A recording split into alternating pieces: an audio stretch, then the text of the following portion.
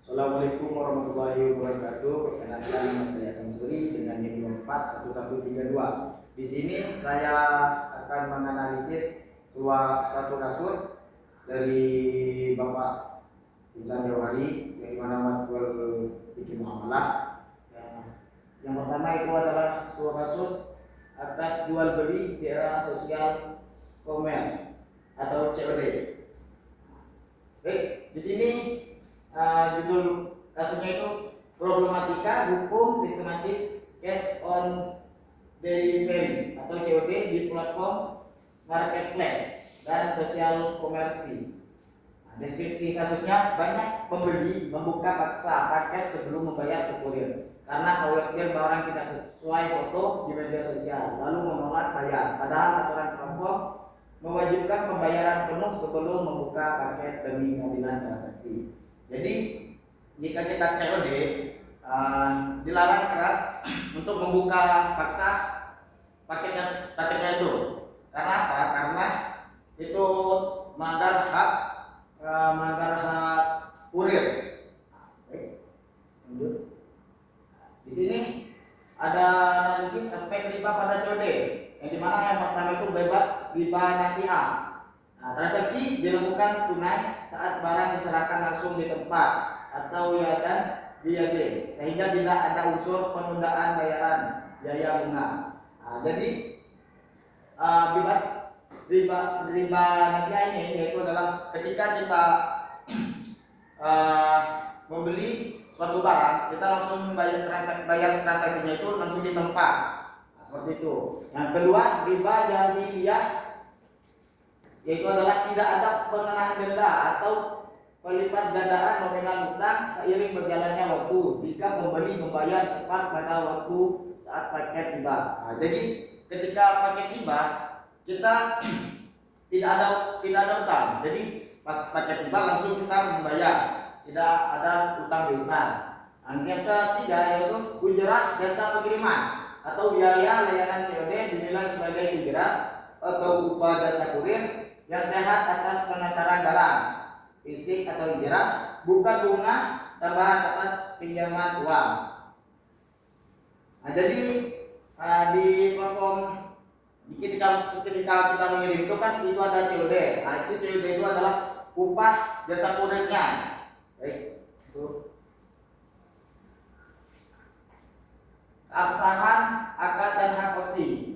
Yang pertama yaitu taslim al-mabit atau serah terima. Secara syar'i, penyerahan barang dianggap sah ketika kurir menyerahkan paket pada pembeli. Kurir tidak bertindak sebagai wakil penjual yang sah atau wakil bil taslim dan wakil bil pol untuk menyerahkan paket dan menerima uang. Dan kedua, penerapan hak opsi atau khiyar. Khiyar rupiah yaitu adalah pembeli berhak memeriksa kecocokan barang, namun tidak boleh melanggar hak kurir atau membuka paksa tanpa bayar. Yang kedua, khiyar shop atau fitur garansi retur dan refund di aplikasi adalah bentuk modern hak opsi yang disepakati bersama.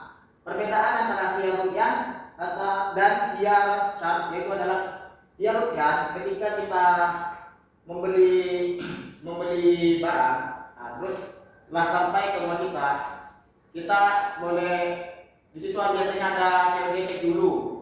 Boleh kita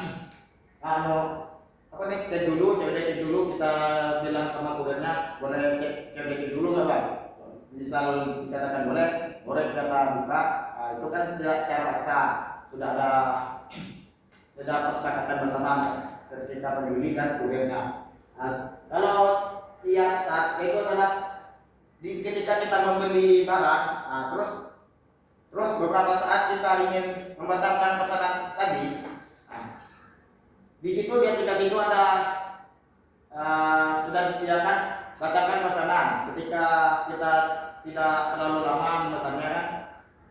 Jangka waktu kita memesan ke kita batalkan itu tidak terlalu lama.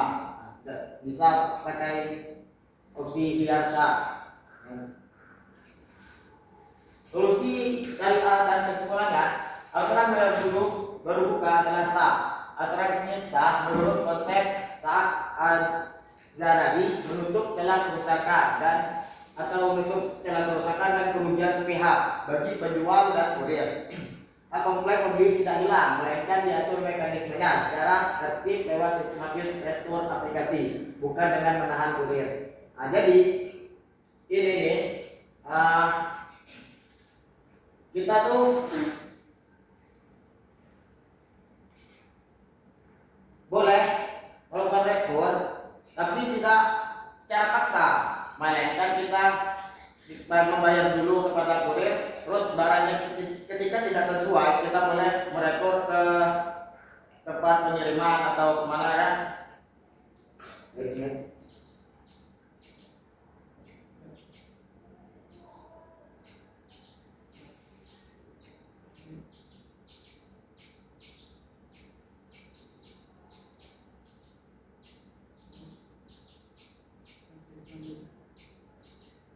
Baiklah, materi selanjutnya yaitu adalah tentang riba dan fintech lending.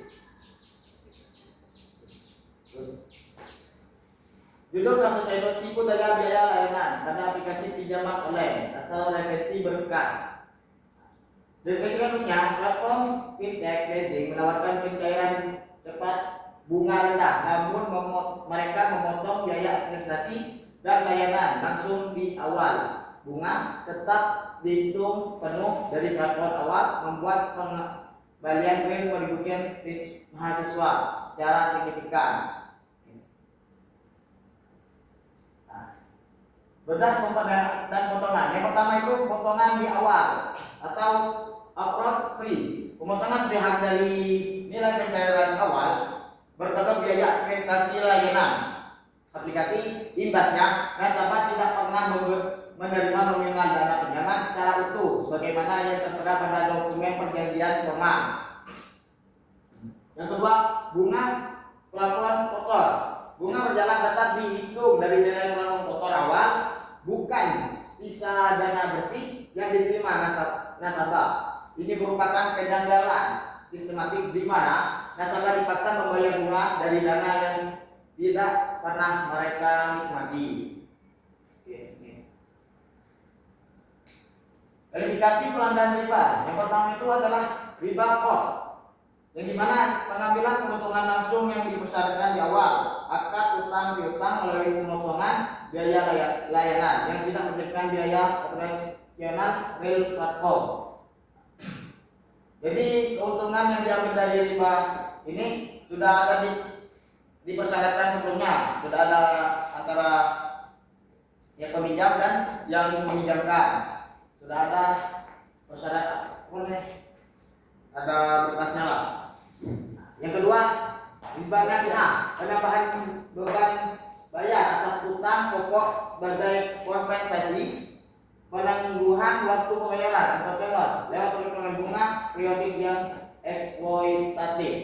Yang ketiga, ilah riba, yaitu adalah rekayasa istilah administrasi untuk menyamakan bunga tambahan, mengubah esensi pinjaman sosial atau tolong-menolong menjadi transaksi komersial korporat.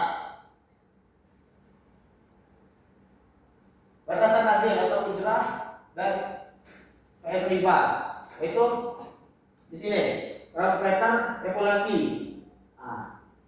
Yaitu ada sifat perhitungan, konsistensi tarif dan dasar kompensasi. Sifat perhitungan ujrah yang sah atau halal itu berdasarkan biaya real operasional. Sedangkan yang konsistensi tarif, ujrah yang sahnya itu nominal tetap tanpa memandang besar dana. Sedangkan yang dasar kompensasi, ujrah yang sah imbalannya nyata atas jasa kurasi atau administrasi fisik. Sedangkan sifat perhitungan riba terselubung atau haram itu persentasenya linear terhadap platform pinjaman.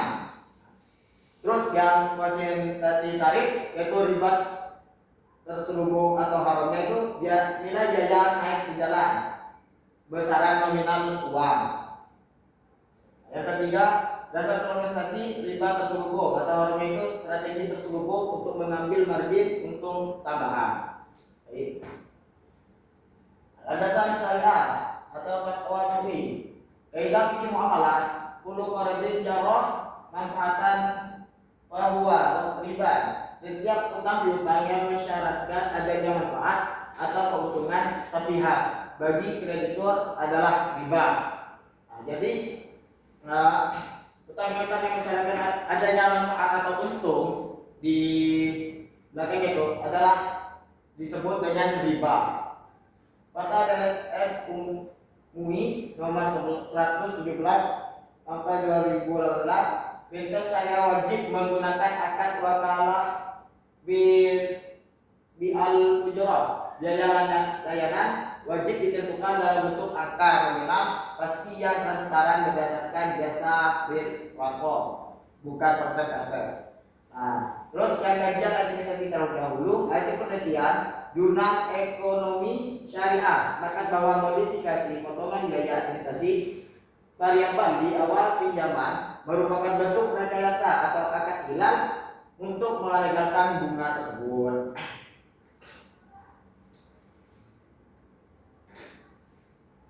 Ini solusi kepatuhan syariahnya, yaitu dengan eksploitasi mahasiswa melalui trik biaya layanan berakar dari ketimpangan informasi dan kelemahan regulasi. Rekomendasi utamanya yaitu mendorong migrasi menuju fintech syariah murni dengan standarisasi ujrah berbasis nominal biaya operasional real demi terwujudnya keadilan sosioekonomi muamalah.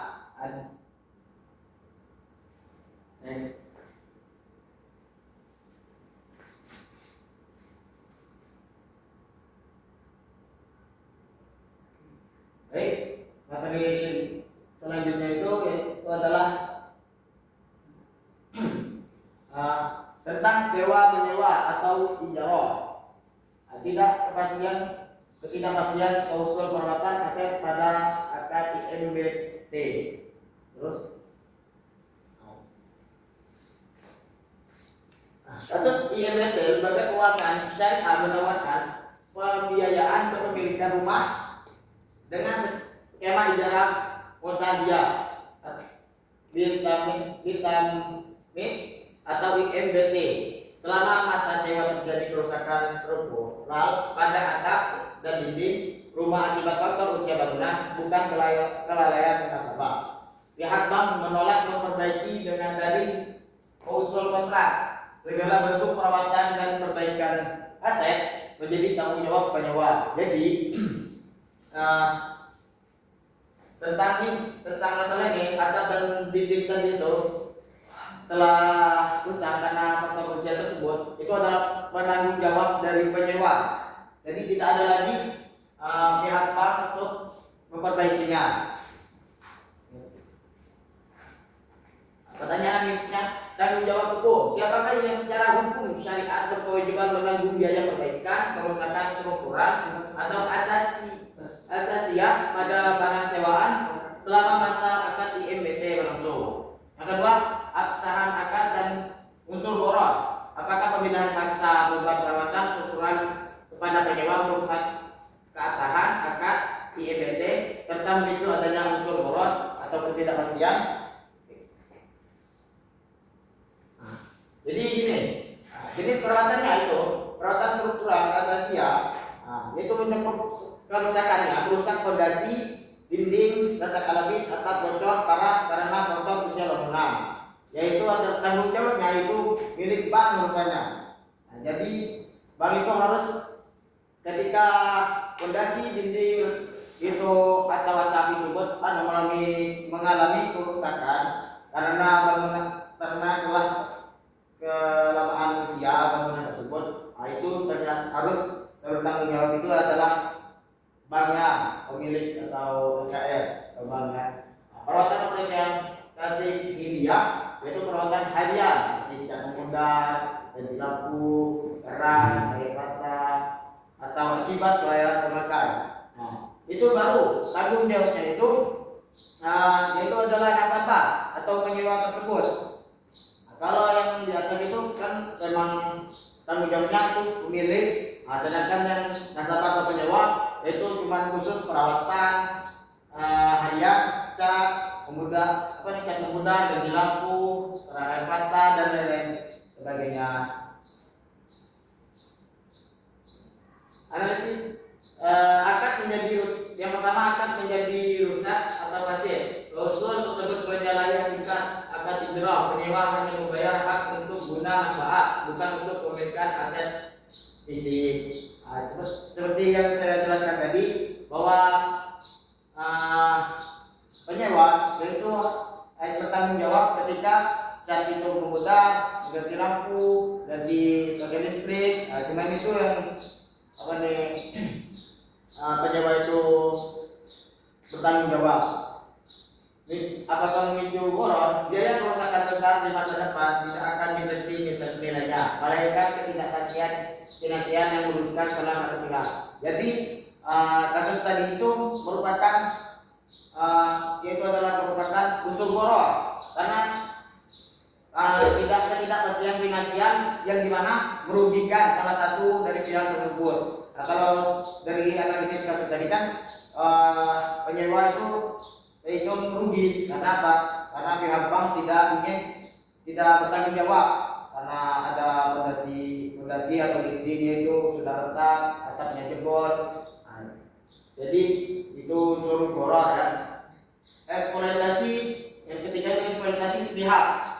Lembaga keuangan syariah mengambil keuntungan sewa atau ujurah penuh, tetapi melimpahkan seluruh risiko perizinan kepada nasabah seperti yang tadi ya. Landasan fikih dan kaidahnya tidak boleh berbuat mudarat atau merugikan orang lain dan tidak boleh membalas kemudaratan dengan kemudaratan. Hadis riwayat Ibnu Majah dan Ahmad. Al-Wurmi hak mendapatkan keuntungan seimbang dengan risiko yang harus ditanggung jawab, yang ditanggung. Fatwa YSN MUI nomor 27 tahun 2002. Pemeliharaan objek sewa. Fatwa menegaskan kewajiban pemeliharaan objek sewa adalah tanggung jawab pemilik atau LKS, bukan hak sewa. Seperti contoh kasus tadi kan dinding atapnya bocor, itu tuh bukan penyewa yang bertanggung jawab, melainkan pemilik atau LKS tersebut. Batasan beban penyewa hanya bertanggung jawab atas pemeliharaan rutin, bersifat ringan dan disebabkan oleh pemakaian tempat sehari-hari. Penyewa itu bertanggung jawab untuk ketika cat itu pudar. Jadi penyewa yang bertanggung jawab token habis, penyewa yang mengisi, terus listriknya ada permasalahan, penyewa juga yang mengganti dan lain-lain sebagainya. Terus rasuah bertentangan batal. Segala rasuah kontrak yang mengalihkan tanggung jawab seluruh keuangan secara sepihak dianggap tidak sah menurut syariat karena melanggar prinsip keadilan. Dari kasus tadi, kalau pemilik itu tidak ingin bertanggung jawab, kita boleh memutuskan kontraknya. Karena apa? Karena pemilik tidak bertanggung jawab secara struktural, terus secara sepihak dianggap tidak sah. Jadi kita boleh membatalkan kontrak tersebut. Baik, cuma itu saja yang dapat saya prestasikan. Kurang lebihnya saya maaf. Assalamualaikum warahmatullahi wabarakatuh. Waalaikumsalam warahmatullahi wabarakatuh. Gila, cok.